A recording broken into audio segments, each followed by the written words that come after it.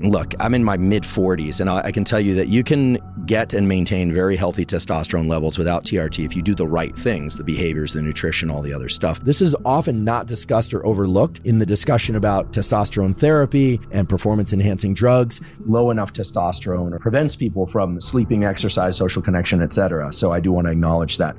I actually think it's worse than that. I think that they simply don't understand and don't care. And then they end up with issues like joint pain, memory issues, and severe drops in libido. But it actually shuts down the sexual desire and aggression. Never get to reproduce. In fact, they never even get to have sex at all. And we don't often think about that, but testosterone plays a powerful role in determining which members of a given species will get to reproduce, which ones of that species will actually get access to females. That the higher levels of testosterone correlate with access to females. The females are detecting which males have high testosterone and selecting them. But it's actually more so that the males that have higher testosterone forage further and will fight harder for the females. So today we're going to talk about how you can optimize the ratios depending on your particular life goals, because the ratio of estrogen and testosterone in every individual has profound influence on feelings of well-being, feelings of optimism, feelings of anxiety or lack of anxiety,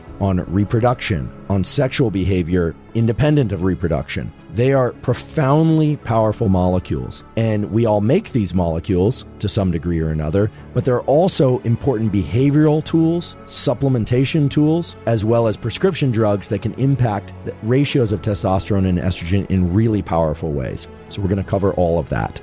In males, it's interesting to point out that testosterone is promoting seeking of sex, but it's also estrogen in males that's important for libido. If estrogen levels are brought too low, then men will completely lose their libido. So testosterone promotes sex-seeking behavior, and the real question then is, does sex itself promote testosterone? And the answer is somewhat complicated, but the short version is yes. And sex has multiple stages. So there's the physical act of sex, there's the seeking of sex, and then there's orgasm and ejaculation. Now, it's important to distinguish between these because whether or not sex itself increases testosterone depends on whether or not the male ejaculates. But then after ejaculation, there's a release of prolactin, and prolactin actually sets the refractory period in males during which he can't have sex again. So there are studies showing that sexual behavior itself can increase testosterone. Men who observe sex, so I guess this would be observing pornography, they had increases in testosterone that were very modest, of about 10%. Whereas when people participated in sex, they actually did this study where people had blood draws and they had real sex with their partners, they had 70% increases in testosterone. So there are increases in testosterone that are quite significant during the physical act of sex, and far less so during observing sex. Whether or not ejaculation adjusts testosterone levels. And it turns out that sex and ejaculation itself does not reduce testosterone levels, although it will increase prolactin levels for the reasons I described a moment ago. However, abstinence or sex without ejaculation for a week or more will increase testosterone levels up to 400%. So the answer is actually complicated. It's not straightforward. What it means is that sex itself increases testosterone. However, abstinence also increases testosterone even further. So it's a nuanced answer, and you have to understand that nuance if you want to understand how certain behaviors impact hormones and how hormones impact those behaviors. One of the quickest ways to boost someone's testosterone is to have them achieve a win.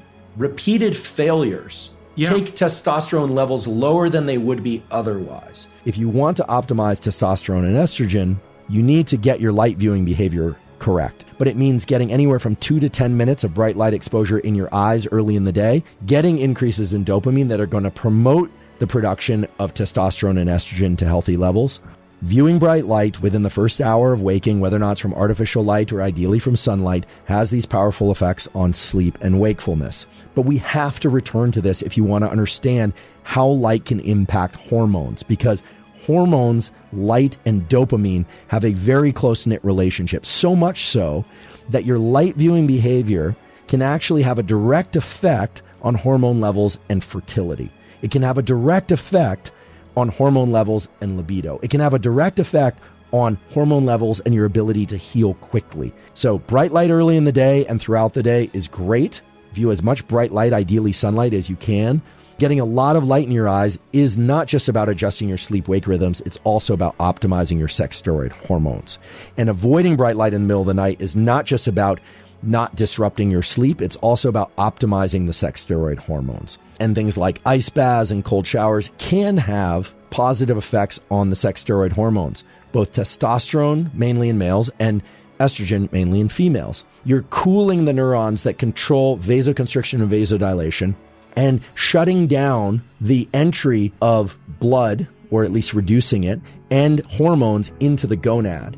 Then stimulate the gonad to release more testosterone, or would stimulate the gonad to release more estrogen. If you want to increase testosterone, weight training with heavy loads, but not to failure, seems to be the best supported, at least scientifically supported, solution to that. When moving heavy loads, but not to failure, that has to provide some sort of feedback signal either to the gonad to produce more testosterone, or is increasing the activity of receptors in the body. Now, it may not raise your testosterone levels as high as you want, but it's definitely taking things in the correct direction. Okay, so now let's talk about the role of specific compounds, many of which can be taken in supplementation form in order to optimize sex steroid hormones. And again, I just want to emphasize that I'm not suggesting anyone take anything or stop taking anything. This is purely for informational purposes, but some of the data on these is quite striking and impressive. It's very clear that certain collections of nutrients are useful for promoting testosterone and estrogen production in their proper ratios. And those things are what I would call the sort of usual suspects. Vitamin D, which is important for so many biological functions, including endocrine functions, zinc, magnesium, etc. I personally have supplemented with zinc, magnesium, and vitamin D for years.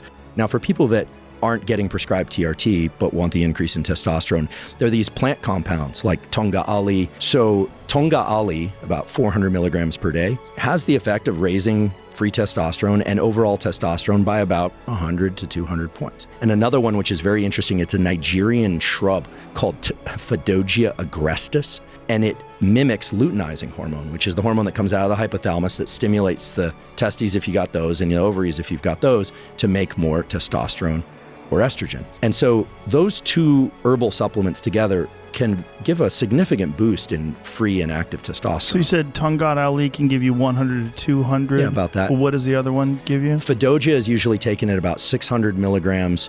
The most dramatic effect I've ever seen was somebody who had his testosterone down in the low twos, or I think it was like low twos, and he got it up to the 700 range, but Really? that's an outlier, right? Most people are going to see about a 300 to 400 point increase. Phaedogia will actually make the testes grow.